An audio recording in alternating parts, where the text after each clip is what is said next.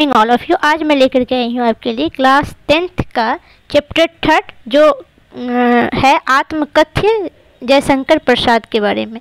इससे रिलेटेड जितना भी क्वेश्चन आंसर है मैं लेकर के आई हूँ आपके लिए। चलिए एक एक करके नोट डाउन करते हैं। तो हमारा पहला क्वेश्चन है, कवि आत्मकथा लिखने से क्यों बचना चाहता है? तब इसका उत्तर होगा, कवि बादलों की क्रांति का सूत्रधार मानता है। वह उससे परोक्ष दिखाने की कामना करता है, इसलिए वह उसे गरजने बरसने के लिए बुलाता है, ना फिर फुहार छोड़ने, रिमझिम बरसने या केवल बरसने के लिए। कवि तापों और दुखों को दूर करने के लिए क्रांतिकारी शक्ति की अपेक्षा करता है। ये हमारा हो गया पहला क्वेश्चन का आंसर। अब हमारा दूसरा क्वेश्चन है, आत्मकथा सुनने के संदर्भ में अभी समय भी नहीं, कवि ऐसा क्यों कहता है? अब इसका उत्तर होगा, अभी समय भी नहीं। कवि ने ऐसा इसलिए कहा क्योंकि कवि को लगता है कि उसने जीवन में अभी अब तक कोई ऐसी उपलब्धि नहीं हासिल की है जो दूसरों को बताने योग्य हो, तथा उसकी दुख और पीड़ा इस समय शांत है, अर्थात वह उन्हें किसी समय तक भूल गया है और उस समय उन्हें याद करके दुखी नहीं होना चाहता।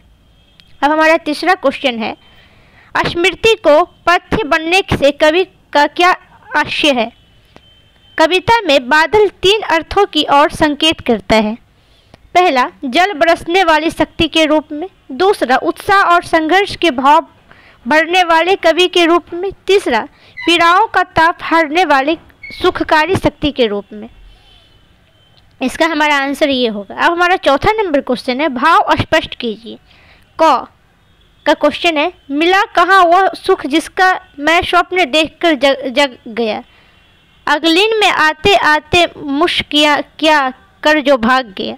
ख है हमारा, जिसके अरुण कपोलों की मतवाली सुंदर छाया में अनुगणी उष्मा लेती थी निज सुहाग मधु माया में। इसका हमारा क का उत्तर है, उक्त पंक्तियों का भाव यह है कि कवि भी अन्य लोगों की भांति सुखमय जीवन बिताना चाहता था, पर परिस्थितिवश सुखमय जीवन की यह अभिलाषा उसकी इच्छा बनकर ही रह गई। सुख पाने का उसे अवसर भी मिला पर वह हाथ आते आते रह गया, अर्थात उसकी पत्नी की मृत्यु हो जाने से वह सुखी जीवन का आनंद अधिक दिनों तक ना पा सका। ख का हमारा इसका आंसर होगा, कवि की प्रेयसी अत्यंत सुंदर थी।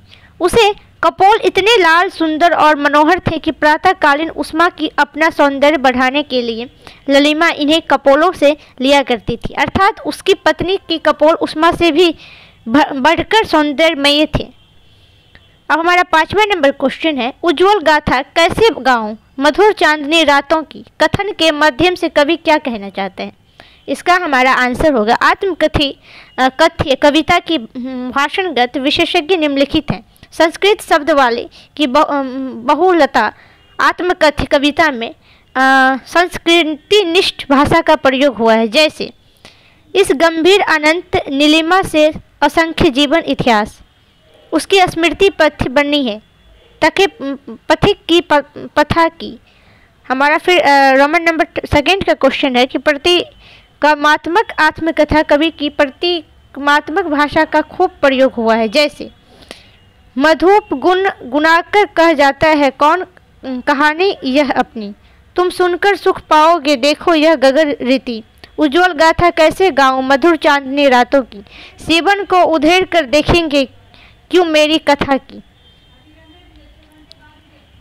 विमखता आत्मकथ्य कविता में विवों की प्रयोग की दृश्य साकार हो उठे हैं, जैसे मधुप गुण गुनाकर कह जाता है कौन कहानी यह अपनी, मुरझाकर गिर नहीं पंती देख कितनी आज धनी, अभी समय भी नहीं थकी सोई है मेरी मौन व्यवस्था। हमारा चौथा है, अलंकार आत्मकथ्य कविता में अनुप्राह और मानवीकरण अलंकार की छटा दर्शनीय है। कहा जाता है कौन कहानी यह अपनी, तब भी कहते हो कह डाले, मान्यकरण मधुप गुण गुनाकर कह जाता है कौन यह अपनी, थकी सो है मेरी मौन व्यवस्था। रोता है संगीतात्मक आत्मकथ्य कविता की प्रत्येक पंक्ति के अंत में दीर्घ स्वर एवं स्वर मंत्री होने से योग्यता एवं संगीतात्मक का गुण जैसे तब भी कहते हो कह डालो दुर्बला अपनी, बीती तुम सुनकर सुख पाओगे, देखोगे यह गगन रीति। हमारा 7 नंबर क्वेश्चन है, कवि ने जो सुख का स्वप्न देखा था उसे कविता में किस रूप में अभिव्यक्त किया है। अब हमारा इसका उत्तर होगा, कवि ने जो सुख का स्वप्न देखा था कविता में उसकी अभिव्यक्ति इस प्रकार है। कवि की पत्नी अत्यंत सुंदर थी, उसका रूप सौंदर्य प्रातःकालीन उष्मा से भी बढ़कर था। कवि को उसके रूप सौंदर्य को संतृप्त अल्पकाल के लिए ही मिल सका। उसकी पत्नी सुख की अल्पकालीन मुस्कान बिखेरकर उसके जीवन से दूर हो गई। इससे कवि की चिरकाल तक सुख पाने की कामना अपूर्ण रह गई। कवि ने इस व्यवस्था को दबाना तो चाहा, पर कविता में वह प्रकट हो गई जिसके अनुरूप कपोलों की मतवाली सुंदर छाया में अनुरोधी उष्मा लेती थी। निज सुहाग मधु माया में उज्ज्वल गाथा कैसे गाऊं मधुर चांदनी रातों की। अब हमारा 8 नंबर क्वेश्चन है, इस कविता के माध्यम से प्रसाद जी के व्यक्तित्व की जो झलक मिलती है उसे अपने शब्दों में लिखे। तो चलिए हम इसका आंसर लिखते हैं। इसका आंसर है, इस कविता के माध्यम से प्रसाद जी के व्यक्तित्व की निम्नलिखित विशेषताएं की झलक मिलती है। तो हमारा पहला पॉइंट है विनम्रता। प्रसाद जी की छायावाद के 4 स्तंभों में प्रमुख स्थान रखते हैं, फिर भी वे अत्यंत विनम्र थे। वे अपने जीवन को उपलब्धिहीन मानकर कहते थे, छोटे से जीवन की कैसी बड़ी कथाएं आज कहूँ। दूसरा, सरल स्वभाव। प्रसाद जी सरल स्वभाव वाले व्यक्ति थे। वे अपनी सरलता की हंसी नहीं उड़ाना चाहते थे। यह विडम्बना, अरे शर्तें तेरी हंसी उड़ाऊं मैं। यथार्थ था।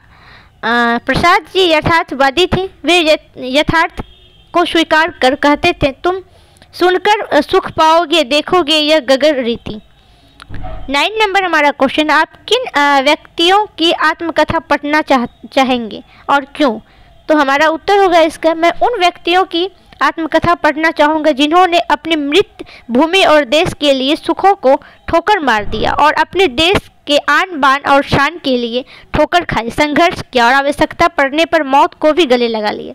मैं राणा प्रताप, भगत सिंह, चंद्रशेखर आज़ाद, सुभाष चंद्र बोस जैसी की आत्मकथा पढ़ना चाहूँगा। आज के लिए इतना ही, मिलते हैं नेक्स्ट वीडियो में। अगर हमारे वीडियो अच्छी लगे तो लाइक करें, सब्सक्राइब करें।